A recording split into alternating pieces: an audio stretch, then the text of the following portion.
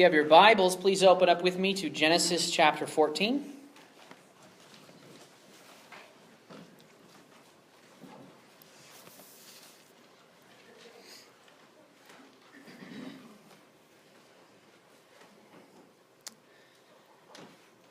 One of my favorite activities, it's not really an activity, it's kind of an anti-activity almost, is going to coffee shops and stuff and reading and working there. And, most people get distracted, but I kind of like having lots of things going on. It helps me focus sometimes. But from time to time, I do get distracted. And I like to just people watch. Just to look at people and kind of make up stories in my head, kind of guess things, be a little detective. In fact, that was one of my favorite things in New York. I would go, and there's a coffee shop that had like a bar that you would sit at, and it faced out to, I don't know if it was exactly Times Square, but it was somewhere out where there was a lot of traffic going on, and just to sit there and watch people. And nowadays, if I travel, I get to go to the airport. I do that at the airport, because it seems like every time I go to the airport now, they delay my flight. And I actually had a theory when I was at the airport last time. I said, man, there's really not that many different kinds of people. Because you can sit there and it's like, well, that's a type of, and I can name somebody that just looks like that person. And there's lots of different people that I know walking around. They all basically look the same. I thought that was just my little insight for you. But one thing that comes along with going to different places and watching people is from time to time, you'll end up in a conversation with somebody you don't know. And you'll start talking to strangers. Who does the stranger talk thing? Some of you probably do it more than others, right? You kind of just start talking to people. And for some reason, I've had a lot of those conversations. People just talk to me. And so I just start talking back. And in fact, a few weeks ago, I was down in the valley getting ready to go do the evangelism thing at the Mormon temple. And, I got to stop at the Goodwill to see if there's any good books. And I just started talking to this lady in the aisle for a long time. I ended up giving her a hug at the end, and we parted ways. I'll never see her again. And I think about it and go, that was kind of weird. But I end up doing that sometimes.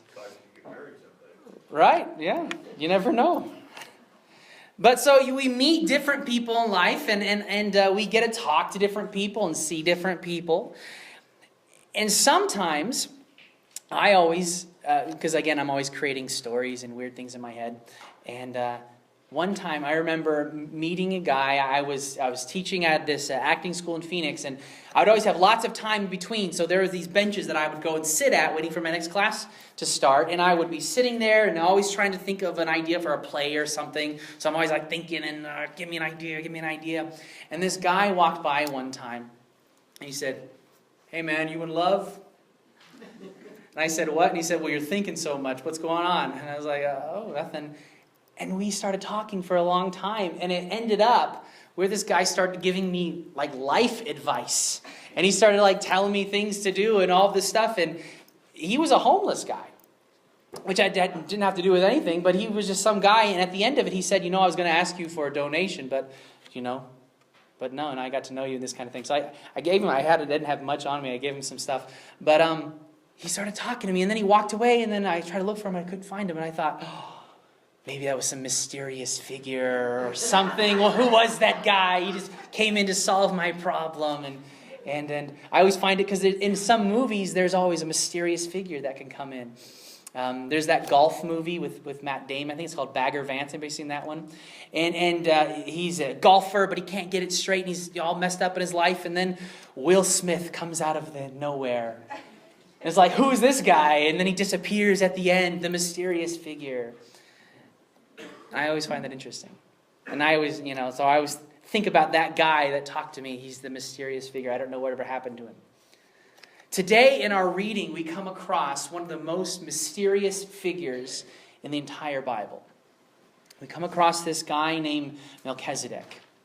And he has been understood and interpreted in some very interesting ways throughout history. Some helpful, some not very helpful. But he is a very mysterious figure.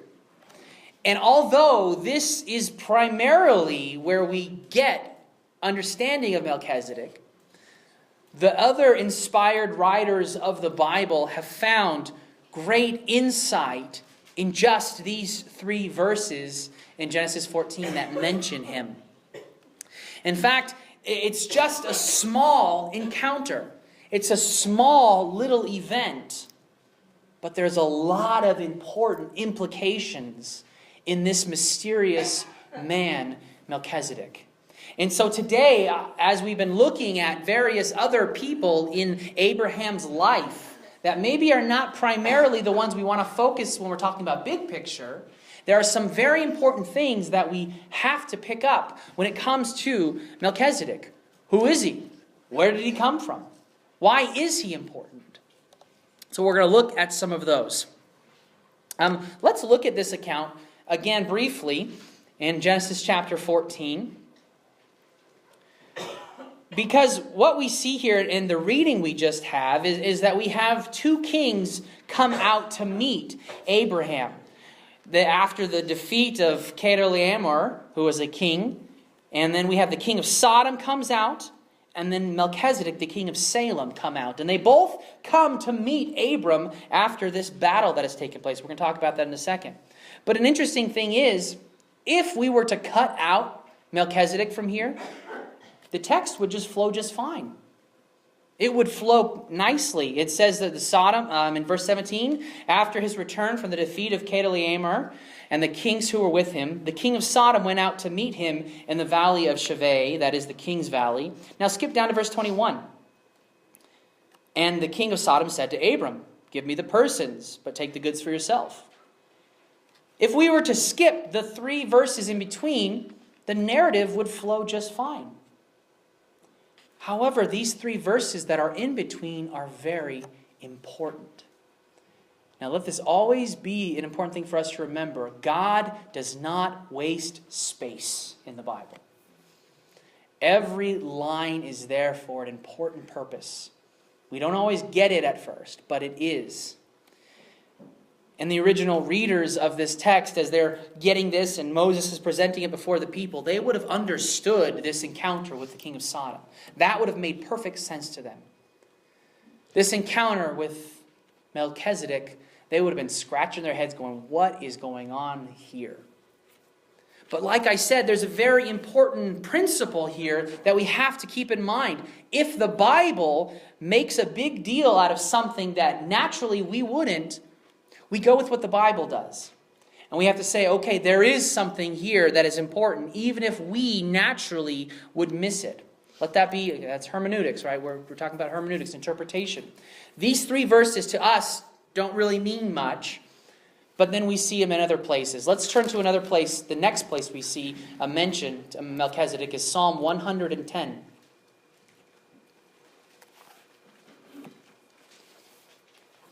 It's a brief psalm, so we can read it.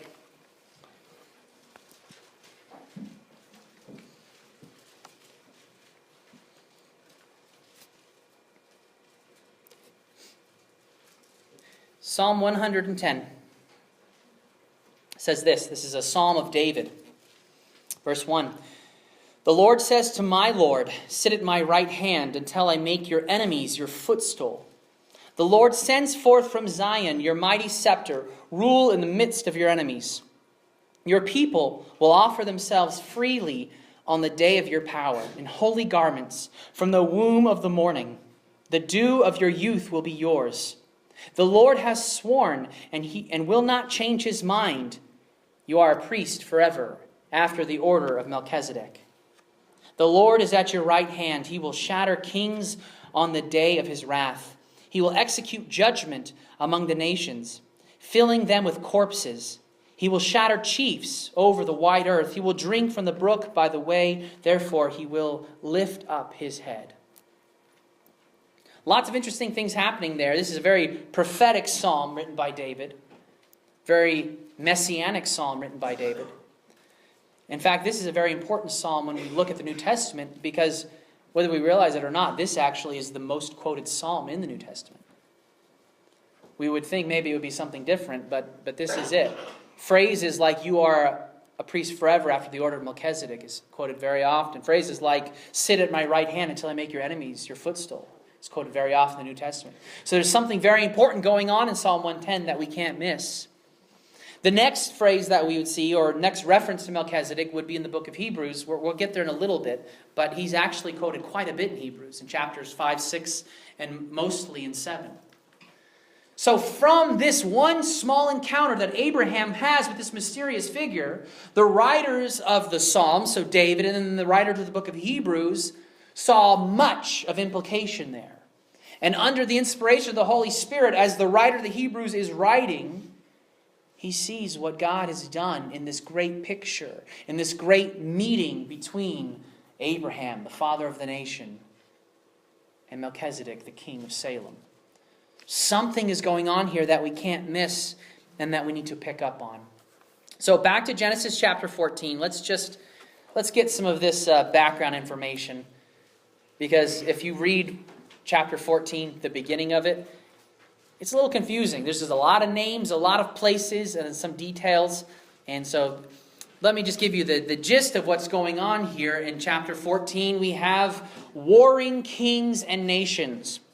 Now, if you have, I know Larry does, so in your study Bible right there, you have a map underneath it, right?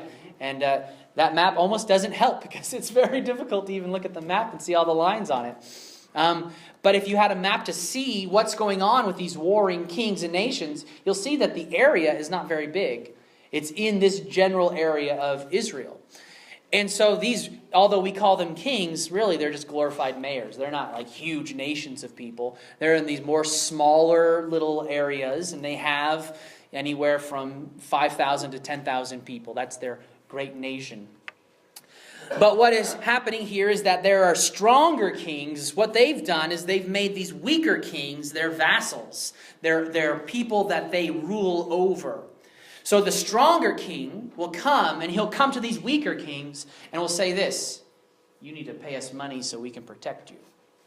Kind of like in a mob boss kind of way. Hey, where's our money? You got to get it, the money for the month. You're behind here, right?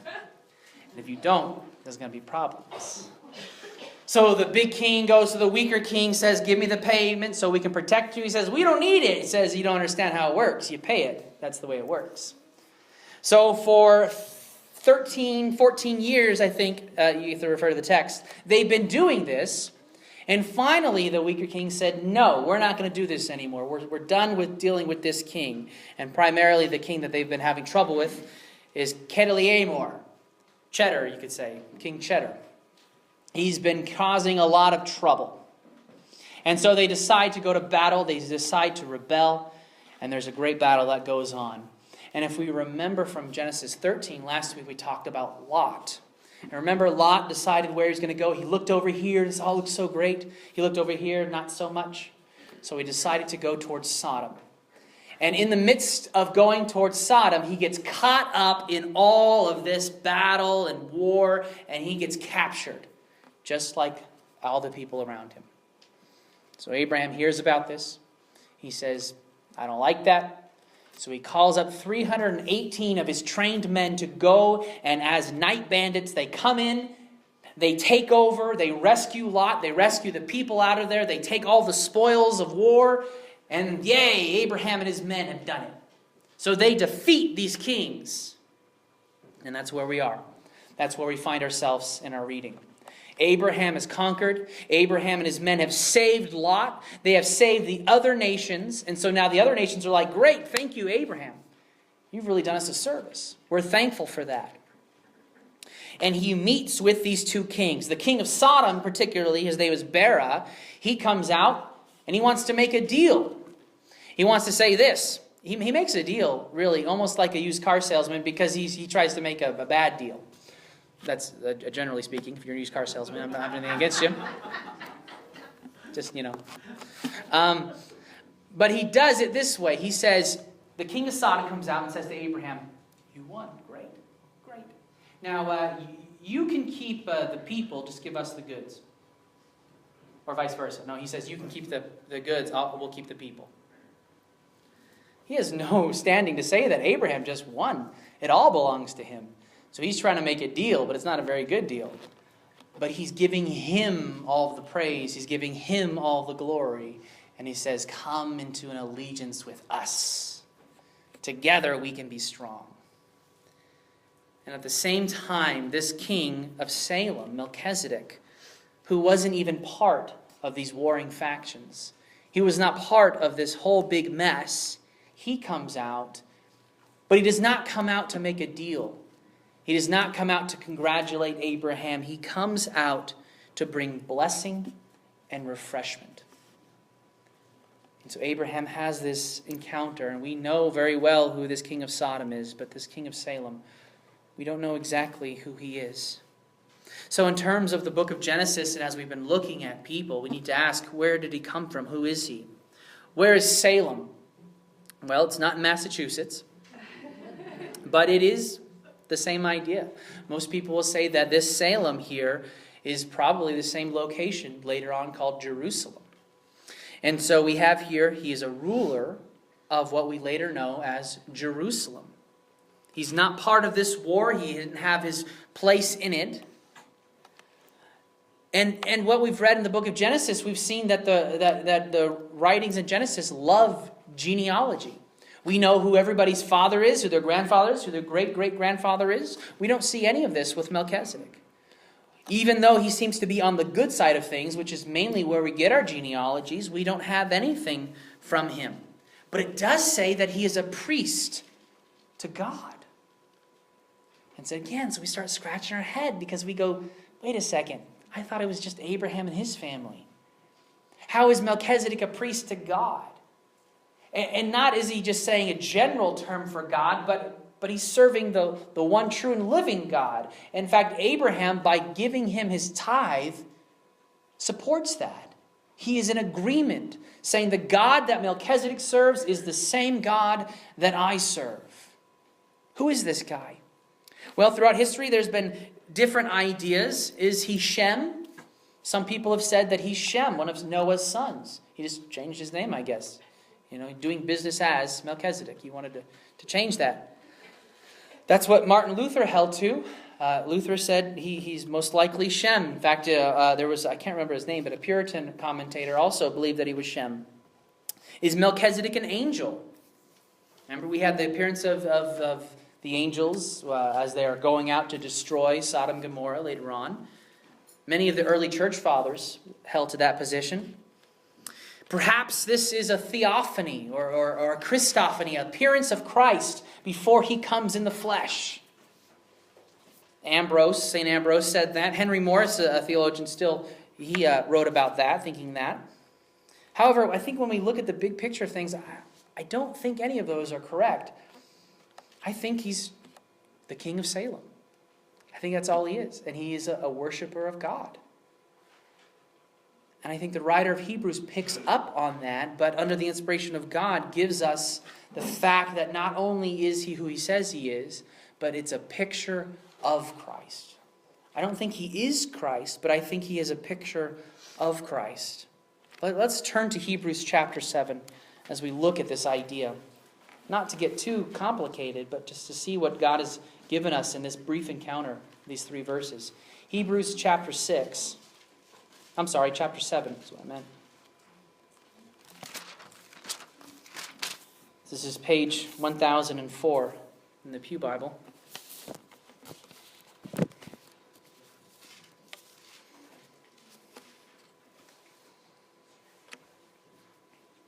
Hebrews 7, beginning at verse 1. For this Melchizedek, king of Salem, priest of the Most High God, met Abraham returning from the slaughter of the kings and blessed him. And to him Abraham apportioned a 10th part of everything. He is first, by translation of his name, King of Righteousness. Then he is also King of Salem, that is, King of Peace. He is without father or mother or genealogy, having neither beginning of days nor end of life, but resembling the Son of God, he continues a priest forever. So this is an interesting thing that the writer of Hebrews does, something that we're not allowed to do when we look at the Bible. But this is the Holy Spirit, so he's allowed to do that. He says, he looks at Melchizedek in just these 3 verses and says, we don't have a genealogy. That means we don't know if he has a father or mother. Now, if he's a real person, yes, he does. Of course, he literally has a father and mother. But in the text, he doesn't. We don't have an account of his death. We have an account of Abraham's death, of Moses' death, of David's death, of Solomon's death. We have accounts of their deaths, but we don't have an account of Melchizedek's death. So the writer to Hebrews says, this is a picture for us when we think of Christ, without beginning and without end, lasting forever as a priest. It's an interesting way he looks at that. But that gives us a great picture of Christ here. He says, resembles the Son of God. So when we look at Melchizedek, we are to see a picture of Christ, who Christ is going to be, and what Christ is going to do. Because Melchizedek is not just a priest, he's also a king. When we start reading in the law of Moses and we start seeing the working outs of God's law with his people, do you know what was one thing that was forbidden? A king could not be a priest. A king could not be a priest. They were to be separate offices. Because we know how that can turn bad. In fact, there is an example of that turning bad in 2 Chronicles 26. Uzziah acting as king, but then trying to be priest. In his pride, he sins greatly before God. A king is not a priest. People know that. Why? Because that was reserved for the Son of God himself. Melchizedek is king and priest. He has no beginning. He has no end. He continues as a priest forever. Let's pick up at verse 4. See how great this man was, to whom Abraham the patriarch gave a tenth of the spoils. And those descendants of Levi who receive the priestly office have a commandment in the law to take tithes from the people, that is, from their brothers, though these are descendants from Abraham. But this man who does not have his descent from them received tithes from Abraham, and blessed him who had the promises. It is beyond dispute that the inferior is blessed by the superior.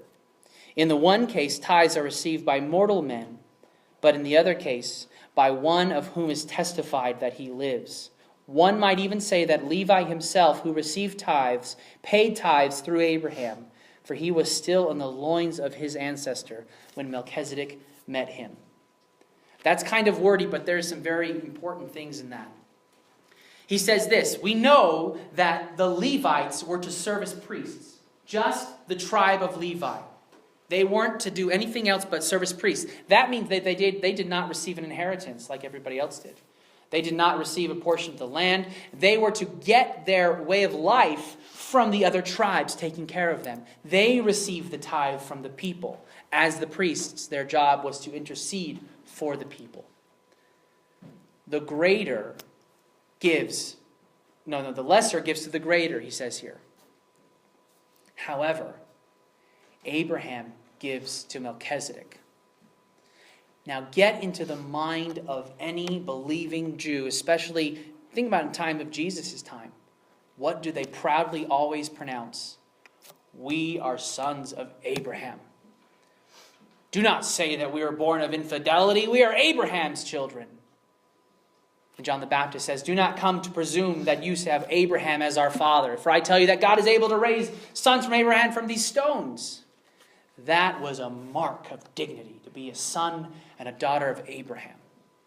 Because Abraham is so great. Now to have this, Abraham paid tithe to Melchizedek. The lesser worships in that sense by giving to the greater. And that goes, what are we talking about here? Why is this so important? He says that even Levi, being the priest among the people, being in the loins of Abraham, still being in his body, is paying tithes to Melchizedek. What is the whole point of the book of Hebrews? The whole point of the book of Hebrews is this. Because of the sinfulness of man, everything that was tried before could not work. The law could not save the people. The rituals cannot save the people. Nothing. So the book of Hebrews is about Jesus is greater. In fact, that's the theme of the entire book. Jesus is greater. He is a greater sacrifice. He is a greater prophet. He is a greater priest. He is greater. He is the only way that we have a reality of salvation. where it's not dependent upon ourselves, because by ourselves we always mess up and fall apart. I love the Bible Project videos because they give us such great glimpse into understanding the great trajectories of the Bible. God gave these sacrifices, He gave these rituals in order to make the people clean, but in reality to always point to Christ. Because by the time we get to the writings of the prophets, Isaiah, Malachi, we see that God goes, oh, stop doing it. I love how in Malachi he begins, he says, I wish somebody would just close the temple doors, because you're not coming with your heart anymore. You're just going through the steps, going through the motions, and if you're going to do it that way, don't do it at all. Forget it. Because the sacrifice that God was always looking for was not the blood of bulls and goats, but a broken and a contrite heart. But even that we could not bring.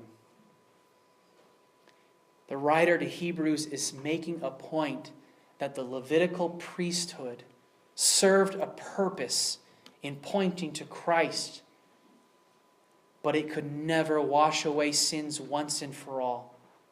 Because even the high priest, when he came into the temple once a year to make atonement, the first thing he had to do was to sacrifice a bull for his own sins. The priest was broken himself. We needed a different priest. We needed a priest that did not have to offer sins for himself. We needed a priest in the order of Melchizedek, or in the likeness of Melchizedek. Meaning a priest that has no beginning and end. A priest who is a priest forever. We talk about the threefold offices of Christ. When Christ comes among his people, he can say, yes, you are a prophet. We see that you speak the oracles of God. He is a king because he is of the line of David. We know he is a great king. But can Christ be a priest? How can he be a priest? Remember, he's not from the tribe of Levi, is he? Where is he from? Judah. He is the lion from the tribe of Judah. How can somebody from the tribe of Judah be a priest? Because he's not a priest in the likeness of the sinful priest that came before him. He is a priest forever, like Melchizedek. Let's turn back to Genesis chapter 14 as we wrap up. Melchizedek was a real person. Melchizedek comes to Abraham, a real follower of God. But primarily for our purposes is he's a picture of Christ and who Christ was going to be and who Christ is. Last thing I want to point out here is this, because we've been talking about Abraham and defining moments in life. Last week I asked you to think about your own life and what are some of those defining moments that make you who you are. What are those moments that if you could summarize your entire life in a few pages, what would you write? How did you come to where you are now? What are those things that set you on a completely different road? When you found yourself at a crossroad of choice and you said, I can go this way or I can go that way. What made you decide one over the other? And how do you think your life would be different if you chose the other? We can never know. And those are the questions that maybe will keep you awake at night sometimes. But they're interesting questions to look at. And in this meeting of these two kings, Abraham has one of these moments of choice. Abraham meets these two kings. Bera, the king of Sodom, comes out to make a deal, to give him the glory, to say, come with me, do this, be part of us. And Melchizedek comes out. And let's read his account one more time. Genesis 14, verse 18. And Melchizedek, king of Salem, brought out bread and wine. He was priest of God Most High. Now, let's stop there for a second. Bread and wine, although our minds automatically jump to something, I don't think we can do that. That's a hermeneutical thing. We can't go straight to communion. Although it looks great, doesn't it? It's preachable. But bread and wine here would just be common refreshment. Okay? okay? Just so we get that. But he comes out, he's priest of God Most High, and listen to his words. Blessed be Abram by God Most High, possessor of heaven and earth. And blessed be God Most High, who has delivered your enemies into your hands. As Abram is receiving praise from the people around him, he is blessed and reminded it wasn't you. God has delivered your enemies into your hands. You did not do that by yourself. How often do we want to get mad with God when something goes wrong, but when things go right in our life, we don't have a second thought to thank him? God was the one who was in control. He was the one who was there delivering the enemy into the hands of Abram and his mighty men. It's always been about God and his working. He is the one who's possessor of heaven and earth. The king of Sodom comes out and says, hey, so you'll take half, I'll take half, it'll be great. As Melchizedek blesses him and says, remember, it all belongs to him. All of it. We're so foolish to think that any of this is ours. He is the possessor. He is the owner. He is the creator. We are the creature. Always keep in mind the creator-creature distinction. How much more worth and value do you have than your pets and animals? Your children are more value than an animal. You treat them differently. They are the creature. God is the creator. We are the creature. It all is what he is doing and how he is working through his people. It is not us. Abraham recognizes this and in an act of worship, worships together with Melchizedek by giving, by surrendering. Instead of taking what is already rightfully his, he says to the king of Sodom, no, I don't want any of it. I don't want any of it. Because you're going to go around and say, look, Abraham, yeah, he's the man he is today because I helped him out a little bit. He's part of our club. He's one of our boys. Yeah. So King of Sodom's not probably a good guy to hang out with. A few chapters later, it goes pretty bad for him, doesn't it? He says, I don't want any part of that. I have already promised God that I will trust in him and his promises. Do we ever find ourselves in a situation whether it's either trusting in God or trying to find a way to do it ourselves? Sometimes we think we know better. Sometimes we think we can do it in our own strength. But we can't. And we need to be humble enough to recognize that. He is the king of righteousness and peace, Melchizedek. Righteousness is first, the writer of Hebrews says. Righteousness means being made right with God. Peace only comes when there is righteousness first. When we are made right with God, then we could have peace with God. We often get that backwards. We want peace.